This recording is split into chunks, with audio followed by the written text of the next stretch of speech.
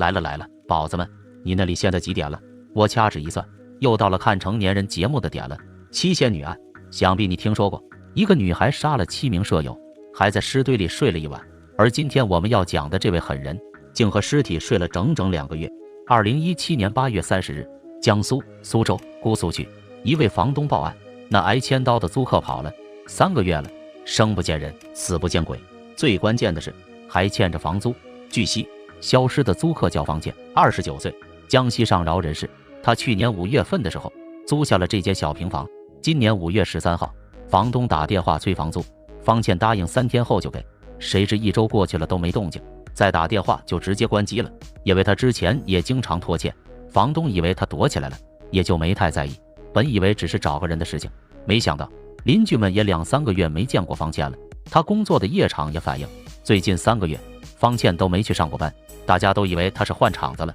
他这个工作性质呢，它不是稳定的，他是在娱乐场所工作，那么娱乐场所它变换也很频繁，你今天可以在这个场所里干活，明天可能换一个地方，这个都是很正常的事情。随即警方联系了方倩在老家的老公方远，他说5月份之后老婆就再没联系过家里。好吗，好好的一个大活人竟然毫无征兆的失踪了，看来事情没那么简单。房东一提起方倩还是骂骂咧咧的，这年轻人太不讲武德了，房租不给也就算了，连东西都不搬走，气得他直接扔进了柜子里，房子也转手挂到了中介，租给了一个叫郭玲的小姑娘。现在之所以报警，是希望警方能够调解，把那些行李给弄走，免得以后产生纠纷。隔天，方倩老公赶来警局，在警员的陪同下去到租房清理老婆的东西。这是一个嵌入式的壁橱，分上下2层，上面一目了然，下面则另有一番天地。柜门虽看起来不宽，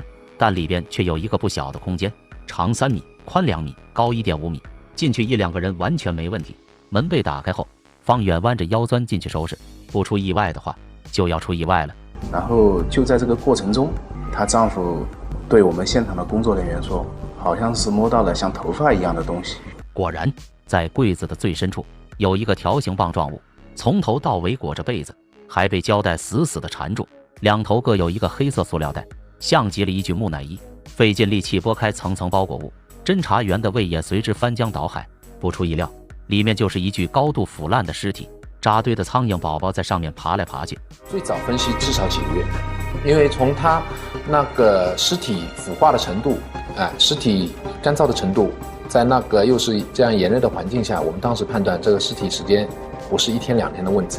肯定要求几个月了。后经比对确认，尸体正是方倩，死亡时间在5月中旬，死因是喉咙被割破。换而言之，方倩一直都在这出租屋里，而郭玲在这住了2个多月了，难道她一点都没有察觉？多多少少肯定是要有异味出来的，她中间就从来没有报过警。她应该是最容易发现中间存在问题，也应该是第一个能够发现存在问题的人。郭玲被吓出了阴影，自己居然跟一具尸体做了2个多月的邻居。其实中间她也闻到过臭味，也怀疑是壁橱里边有问题，但她租这里的时候，中介和房东都千叮咛万嘱咐，让她不要打开这柜子，里面塞了前租客的一些东西，并且还用胶带给封住了，让她不要动。结果她就老实，整个2个月就没有动过这个壁橱。这真是老实他妈给老实开门，老实到家了。郭玲也给房东反映过问题，房东找了个保洁阿姨过来打扫，阿姨说可能是下水道死了老鼠，这里是老旧房子，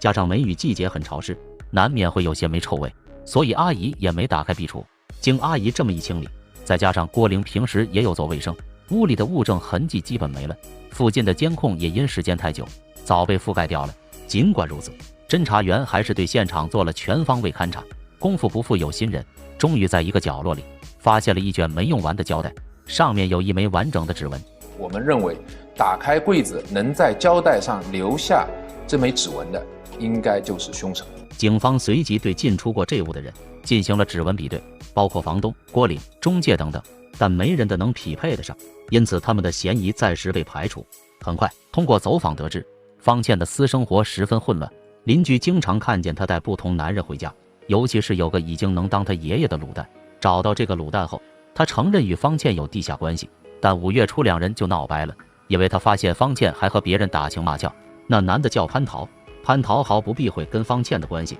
不过他只是玩一玩而已，早和方倩没什么联系了。警方随后提取了2人的指纹，经比对与胶带上的并不吻合，所以也排除了他们。眼瞅着案子毫无进展，这时方倩生前的同事想起一件事，在方倩失踪之前，他好像又调了一个男人，还经常跟姐妹们炫耀，说什么貌似潘安，情如宋玉，2人还准备买房结婚啥的。可惜同事并不清楚那人的具体情况，只知道30多岁，口音像东北的。根据这些信息，警方调取了方倩的社交账号，发现有个叫王爸的比较符合。2人聊天时一口一个亲爱的，不得不说这方倩有够贱的，勾3搭4，给家里的戴绿帽。按理来说，王爸和方倩正在热恋中，方倩失踪，他为什么不报警？更关键的是，这家伙有过诈骗前科，指纹和胶带上的也完美重合。毫无疑问，王爸有重大作案嫌疑。收网时间到，他逃，他追，他裤衩乱飞，一废弃老屋里，王爸落网。经过6大步骤、7大政策，